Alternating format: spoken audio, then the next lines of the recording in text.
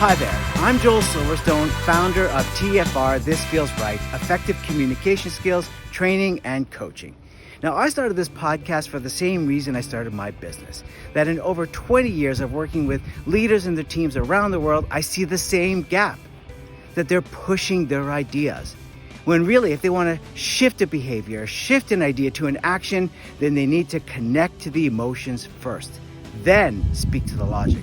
And when that happens, that feels right for both sides. Enjoy the interviews, enjoy the sessions, enjoy the podcast, and feel free to subscribe and leave your thoughts and comments. And hopefully, this will feel right for you as well. Hi there, we've got a great show for you today. We've got with us Dr. Rolf Wagschal, who is a mental performance consultant. We're going to get into the mindset of athletes with him because Dr. Rolf Wagshal has worked with Olympians, Paralympians, college teams, professional sport teams. He's worked with them all, and he's going to bring his over 20 years of experience to understand what it takes for those 1,000 hours to be ready for 30 seconds and how to deal with obstacles and change. This is such a great interview. I'm sure you're going to enjoy it. I'm sure it's going to feel right. We're sitting outside, we've got our tea. Welcome to This Feels Right TFR. It's a beautiful crisp fall day. We've got with us Rolf Wagshal, who is a mental performance consultant. Correct. Is that correct? All right, great. As you heard in the intro, we're going to jump right in. So Rolf, thank you so much for being with us today. Happy to be here. And what I always like to ask at the beginning is, what is feeling right for you these days? Feeling right for me these days is really reconnecting with my network, especially in light of COVID and everything that's going on. Getting out there, talking to people, and as much as possible, being in service to them. It connects to a lot of my values, a lot of my coaching style, and that's really been feeling right for me lately. Great. Well, this ties in so much with our theme for today, which is about 1,000 hours for those 30 seconds. Yeah, absolutely. I love that because that is so much where we're at, which is to be so prepared, and I think we're going to talk a lot about this around repetition and consistency and routine, how important this is in what we do, to be ready for those 30 seconds in everything that we do. So this is where you're at. You're at right now, this is the end. You've worked with Olympic athletes, you've worked with college athletes, you're a mental performance consultant. Let's go back. Let's rewind to where you were as a Canadian national sailing champion? Once upon a time, yeah. We spent a little bit of time on the national team. We were on the Olympic track, but ultimately decided to go the academic route. Okay, very good. All right, so a Canadian national sailing team. Yes. All right. Now, that was a lot of dedication. So now, looking back on that, I think we'd all love to know what was your biggest takeaway from that? What did you learn about yourself from being on that experience? I think there were really two things. One was the value of having a routine and the comfort that provides from a physical standpoint, from a psychological standpoint. I think one of the other things was building a reflective process for myself. Having a logbook where I could write down notes about what I was doing, what was working, what still needs improvement, to then take that forward into the future and use those then as building blocks for how I got better. I think those are really two of the biggest things that I've taken forward from that. And ironically, that I found through research are really powerful tools that I then use in my work today with athletes. Yeah, so this log book, and you talk about discipline, and nowadays we talk about journaling and that kind of stuff. Yeah, absolutely. Is that the same idea? Yeah, it's not about doing any one thing once. It's about having, like I said, with routines, it's about doing the same thing over and over and over again, so that in a certain way it can become automatic. I work with athletes. One of the things I talk about with them a lot is, what is your routine for, let's say, getting to the gym, between leaving your house and stepping on the gym floor? Right. Build that out to be exactly the same every single time, so that you don't have to spend the mental energy on that. Where are my clothes? How am I stretching? What is the route that I'm taking to the gym? So that way, when you're in the gym or on the field of play or in the office, all of that's taken care of, and you can you've saved that energy for what it is that you really want to be working on. This is brilliant because we do so many of these things unconsciously. We had to go to school, and we had to be at school at 8:45. We didn't think twice about it. That was the routine. Yeah. You have to be at the office at 8 a.m. or 9 a.m. You don't think twice about it. You have to do that. But yet, for certain things that require us to be self-motivated, we can procrastinate or get into our own heads. Absolutely, but I think even more than that, there are the routines that we simply fall into. They just kind of organically take shape.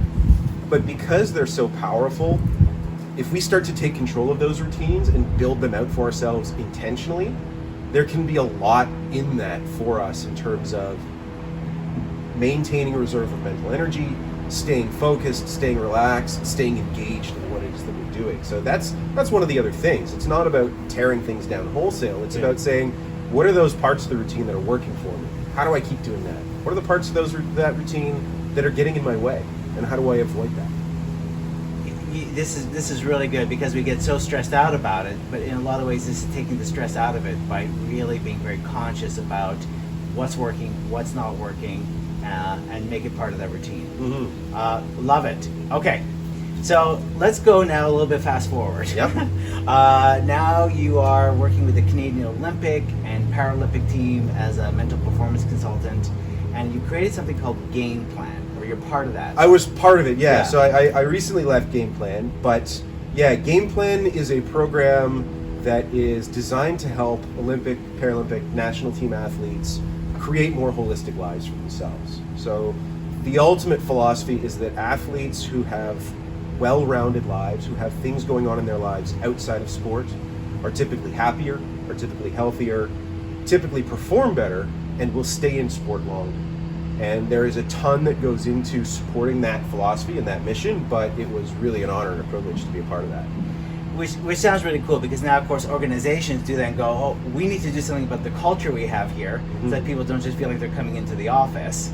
We need to do something to the culture to make sure that our people are more well-rounded. Is that so? That was kind of the idea. Yeah, it really evolved from a desire on athletes' part. When they were leaving sport, they were feeling basically put out. An athlete would commit 5, 10, 15 years of their lives to amateur sport in Canada, and then when they retired from that, they were basically shown the door and that was it. And Game Plan came out of a recognition that as a sport system, there is more we need to do and more that we can do to support them. I wish this existed for me. I spent 4 years to try to get into theater school. Okay. I get into theater school. I spent 4 years in theater school, and when it's over, yeah. Well, what am I supposed to do now? Absolutely, we're left to our own devices, and I mean, you see this everywhere. Career transitions. There is an element of trauma to them, regardless of whether you are an accountant, an athlete, an actor. And this is the sports system's way of trying to provide a little bit of support to that, but also try to provide a little bit more to society as well. If we can provide a little bit of leadership in that regard, then I think that's a job well done. So if I'm an athlete and I've been dedicated towards my sport, what were some of the ways that you helped them, I guess, negotiate how they're going to take this next step? Because it would seem quite daunting, as you say. Yeah, absolutely. This is a world that's all they've known. I've been talking to a lot of athletes, and COVID itself has been incredibly disruptive to everyone. But talking to a lot of athletes, in some cases, this is the longest, or certainly in April, in the spring, that was the longest they'd ever been away from their sport since they started. So really it's about figuring out, who are you if not for sport?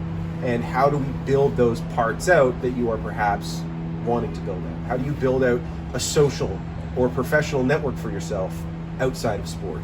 How do you build some more self-awareness for yourself in terms of what are those things that you find meaningful and valuable in your sport participation, or that you would like to find in your future work?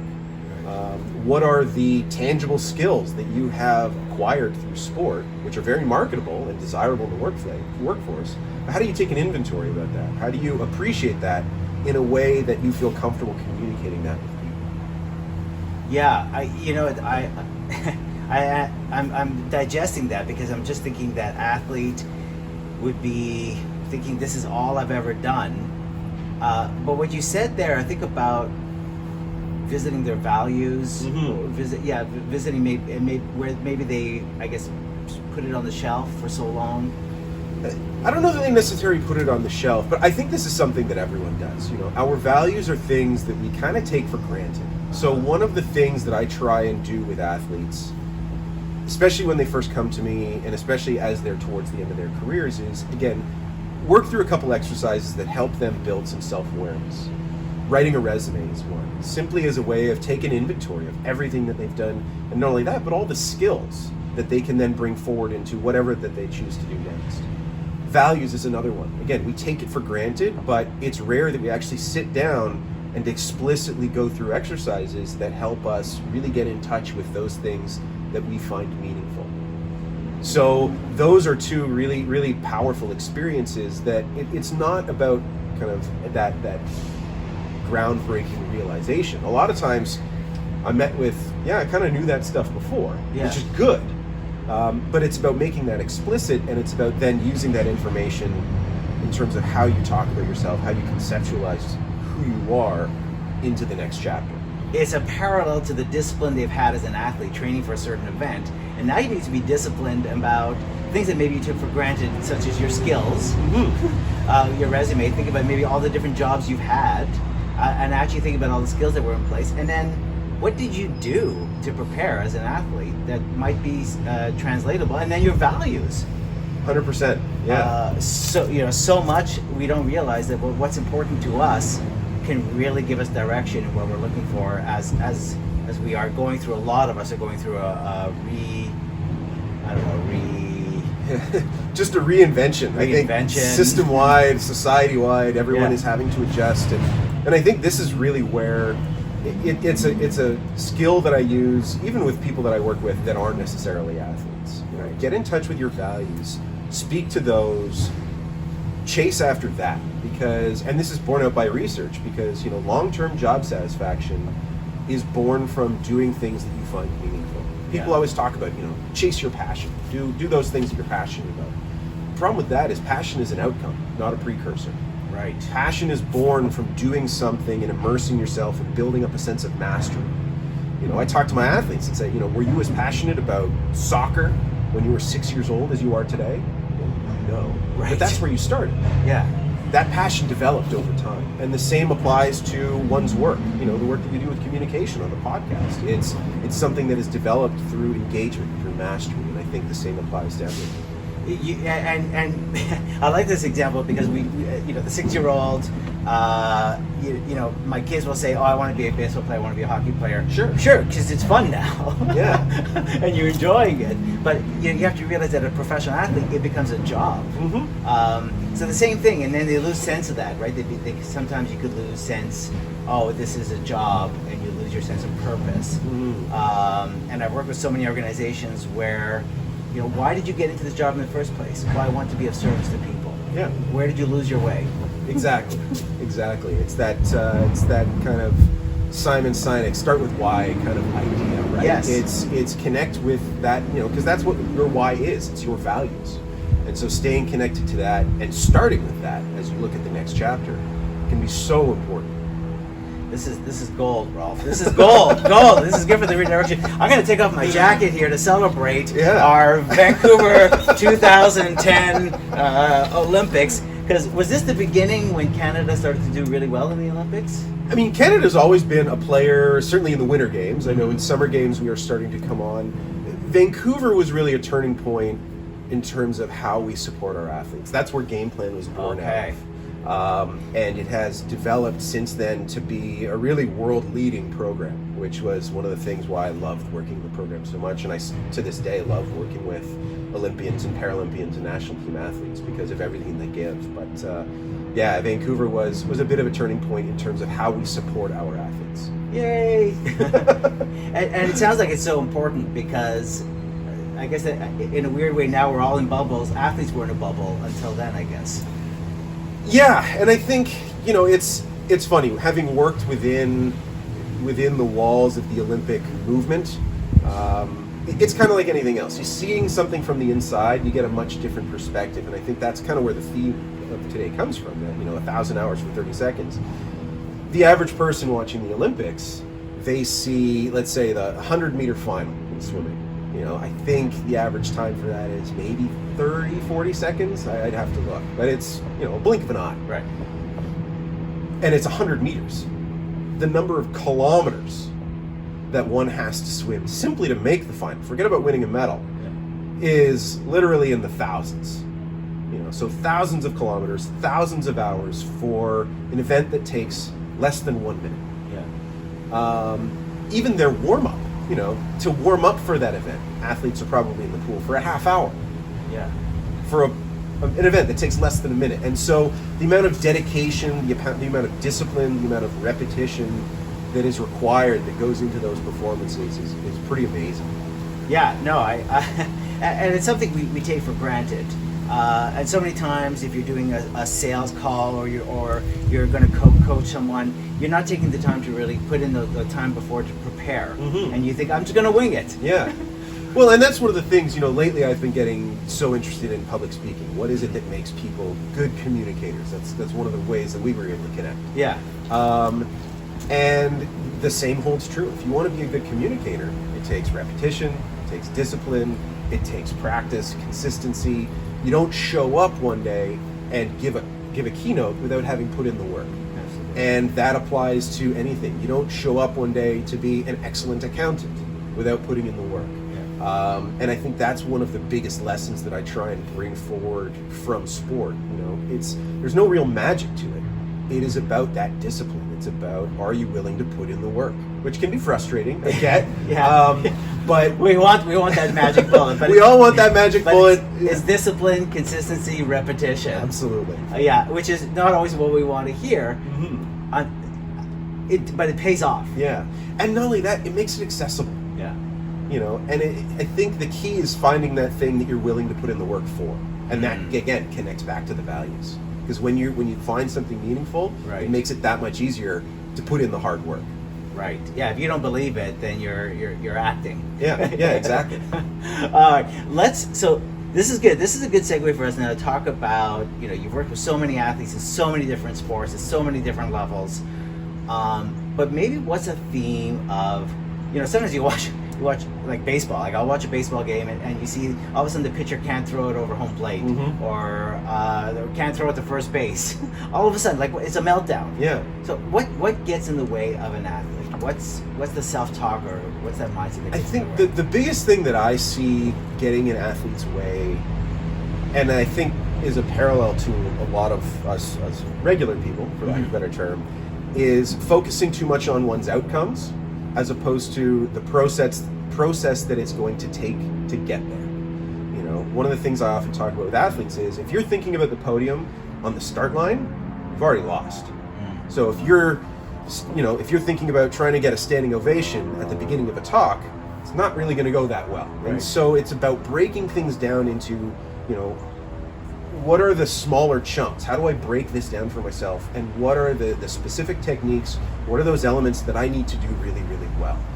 So, it's not about paddling a 1,000-meter race all at once. It's about, what am I doing for the first 10 meters of the start? What is the middle of that race going to look like? How do I want to find that balance between my overall race strategy and what my competitors do? Yeah, it's one step at a time. And Exactly. by the way, when I'm thinking of a keynote, I'm not thinking of a standing ovation. I'm thinking about people arms crossed going, that's 30 minutes I'll never get back. Well, I mean, you try and visualize positive outcomes, right? But, Obviously, you need to contingency plan, but it's still it's still an outcome. It is, absolutely. And even worse, it's a negative outcome. And if that's all I'm thinking, that's even worse. Exactly. That's like thinking about that's thinking about when I throw to first base, it's gonna hit the ground, right? So that you're already that negative self-talk. Right. So, with the pitcher example, it's not about throwing a strike. It's what are the elements that help them deliver a good pitch. As soon as that ball leaves their hand, out of their control. Right. A pitcher, I've worked with baseball players, and the thing I talk with them is you can have your best stuff, but if someone runs into something and they just crush one, okay. Yeah. You did, as long as you can look at your performance and say, I did what I needed to do to set myself up to be as effective as possible, then that's a job well done. Did you have a good pre-performance routine? Did you have good communication with your catcher? Did you execute good mechanics in delivering that pitch? If the answer to all of those is yes, what do you have to feel bad about? Right. And that, again, you can draw those forward into, did I do a good job preparing my slides? Did I do a good job practicing my remarks and making sure I really dialed in what are the key bullet points that I want to hit? Did I really focus on having good connection with the audience in terms of my tone of voice and my pacing and my eye contact? Those are all the technical elements that go into really good communication. And then whether people are standing up or arms crossed, it's out of our control. Maybe they missed their coffee that morning. It's out of your control. But I like that because you could look back and go, of your routine things you should have been doing to prepare. What did I like? And sometimes that's so true. Mm-hmm. Sometimes before I'll go, I didn't give myself the time. And a lot of people I see do this. They don't give themselves that beat before they're going to go pick up the phone, call a client, go coach someone, go present. They didn't give themselves that beat, that preparation, that Absolutely. routine. They didn't allow themselves to be successful. For sure. So let's, thinking back of all the athletes now you worked with, what are some examples of where an athlete might have been really focused on that outcome, and so they kind of blew it? Yeah, I wouldn't say that they blew it. Okay. So one athlete comes to mind. It was a cross-country skier I was working with a number of years ago, and they had just moved up from the development team to the national team. They're moving on to, they're skiing with the big dogs now, on the World Cup circuit. And one of the pieces of feedback I got from their coach was, they go out and just kind of burn themselves out the first half of the race, and then the second half is just kind of junk. Their technique falls apart, they fall behind, they lose any gains they may have gotten. Sat down and talked to this athlete, and basically what it was they were trying to keep up with the pack. They were racing other people's races instead of racing their own. Right. And so what we started to do was we started to really come up with, in some cases, hyper-focused race plans.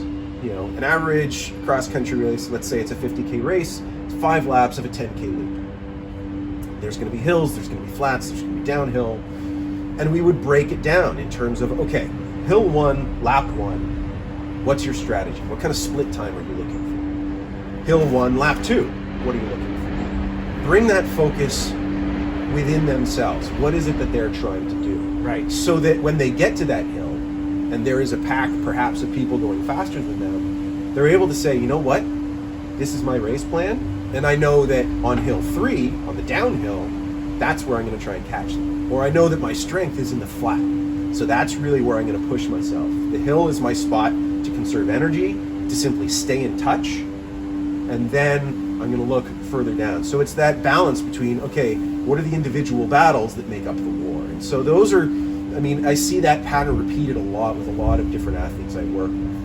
Yeah, this is like classic storytelling, which is I'm going to hit these notes.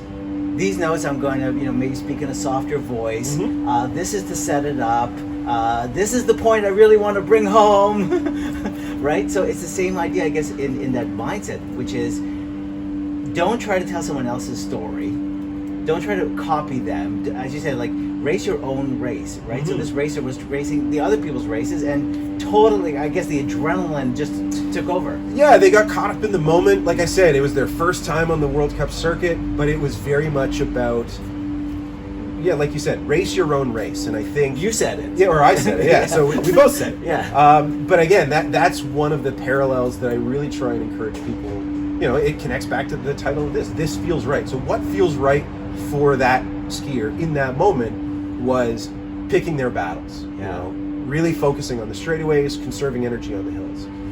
Other athletes that I've worked with, 180 degrees different, which is okay because they are individuals, as the name would suggest. So I think that's really one of the biggest things. But it's about that intentionality. It's about sitting down ahead of time and saying, what is it that I want to do? And more importantly, how am I going to do that? Having a plan for achievement is super, super important, and is something that I see a lot of people miss with goal setting. Yeah, it's breaking it down, so that you don't get overwhelmed. Yeah. And those intentions. What do I want to do? Like just one step at a time. Absolutely. One step at a time. All right. Before we let you go, final question here, Sure. which is our question, which is the feel right moment. So where, thinking back now, where has been that moment where maybe someone gave you feedback or a suggestion and it didn't quite feel right, it felt a bit uncomfortable, but once you actually put it into play, it felt right. It was a game changer for you. I think that would go back to my days sailing, and it goes back to probably one of the best compliments I ever got.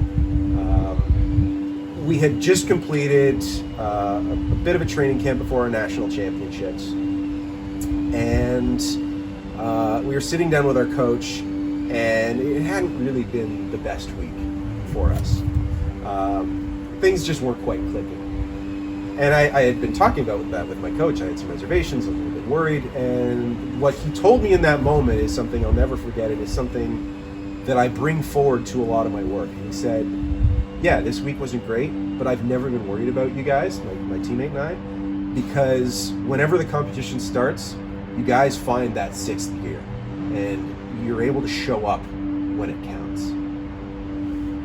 And that is something that I had never really appreciated in that moment, but looking back, and certainly it's something that I've taken forward, is something that I really try and keep in mind, regardless of how I might be feeling, regardless of how things might have gone, that ability to show up, just kind of turn that switch and say, now is go time, is something that I really found meaningful, and is something that I try and remind myself of as much as possible. So, and I think we all have that. It's just about finding that particular moment, and again, finding those things that we're connected to. Well, it's being aware that it's go time. Yeah. And that you actually have to, if you want to bring your best, you actually do have, there's a dial, there's a switch. You got to switch it on. Yeah. You maybe have to get 10% more at this moment. Yeah. I love this sixth gear. And it goes back to, again, you can only do it because you put in that 1,000 hours. Exactly. For that 30 seconds. Exactly. And scene. Rolf, thank you so much. My pleasure. So before we let you go, where can people connect with you or find out more about you? Yeah, so people can connect with me on LinkedIn. That's probably the primary place that I'm engaging these days. I have a very modest Twitter feed. There's not much going on there, but I believe that's at Doc Rolf. And on LinkedIn, it's linkedin.com/DocRolf. Okay, perfect. All right, thank you so much. This has been pleasure. a pleasure. We really came full circle with we started with the sailing, we ended with the sailing. So talked about 1,000 hours for 30 seconds. We end with 1,000 hours for 30 seconds. This has been great. Thanks so much, Ralph. My and pleasure. we will see you next week on This Feels Right.